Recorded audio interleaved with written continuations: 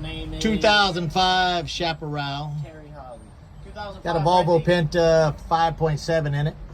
Got some computer codes and problems. Somebody's been working on this thing pretty heavily. They've changed the idle air control motor. They've got the wiring harness all opened up around the ECM and elsewhere. We found some butt connectors and such.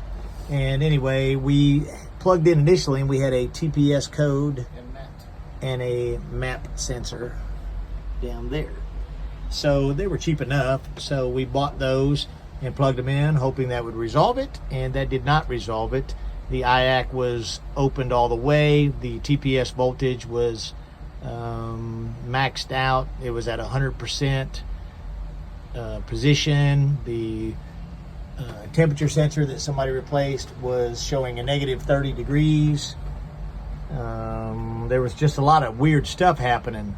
So these two gentlemen over here, that's Zach and that's Kenneth, they've been messing with this thing a little bit today on a Friday evening and pinning out the computer a little bit further. We found a loose pin in this plug, a loose pin for the ground circuit wire. So what we did is we bypassed the ground and we rigged our own ground right here. So we probed the wire and we just grounded it right here, and the engine runs fantastic. And all those other codes disappeared. That's good, because the next thing we were thinking was it needed a computer, and they're about $2,000 to $3,000 in special order. We did call a guy on the internet and he said that these ECMs really don't fail. I didn't believe him, I gotta be honest with you. But I guess I owe him an apology, whoever he is. And now that we've corrected that, we still only have one code. And we have an alarm as a result on the dash. The code is electronic spark timing. So on that ground circuit of that computer over there, we should have 10 to 12 volts.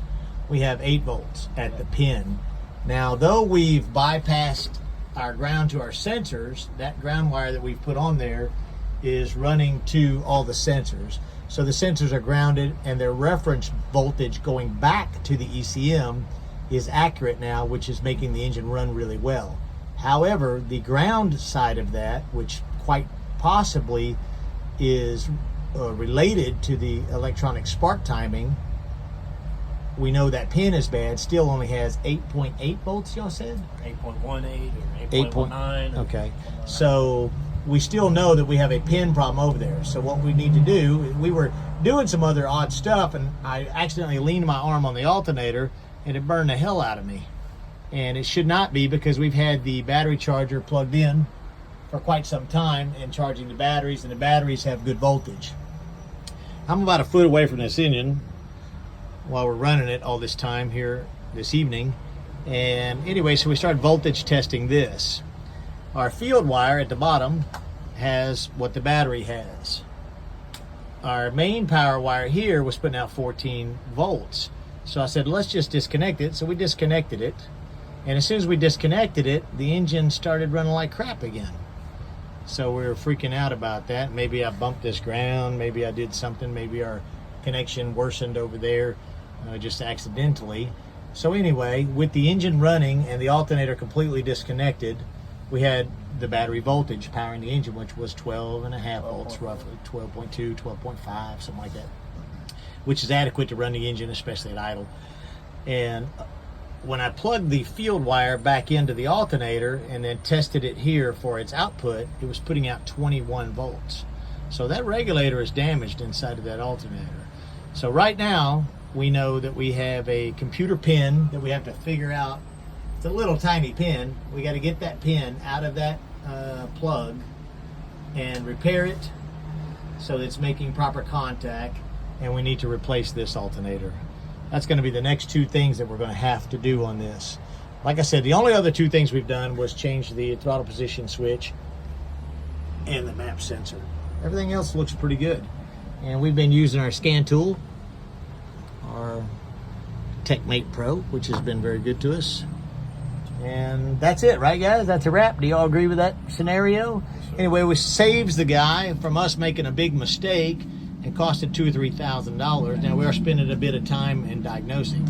One more problem on this boat, and this is a customer file video, but hopefully it will help somebody on the internet as well, is that the, what did y'all find over there? The trim pump motor. It looks like it's been replaced. The wires are new to it, but it's not functioning well at all. And I'm thinking maybe it's a cheap knockoff motor or something. I don't know. There it is. Maybe a hose is pinched or something. Maybe it's got a voltage issue. We just don't know. But it's a really nice boat. Customers had it reupholstered. The outside of the boat looks great. It's really a great boat. So we want to get this thing running good. And but we're going to have to address it a step at a time. So a new alternator. Figure out maybe Monday if we can get that pin fixed in that ECM some kind of way. We did go online, look for a used wiring harness and new wiring harness, and they're just not available.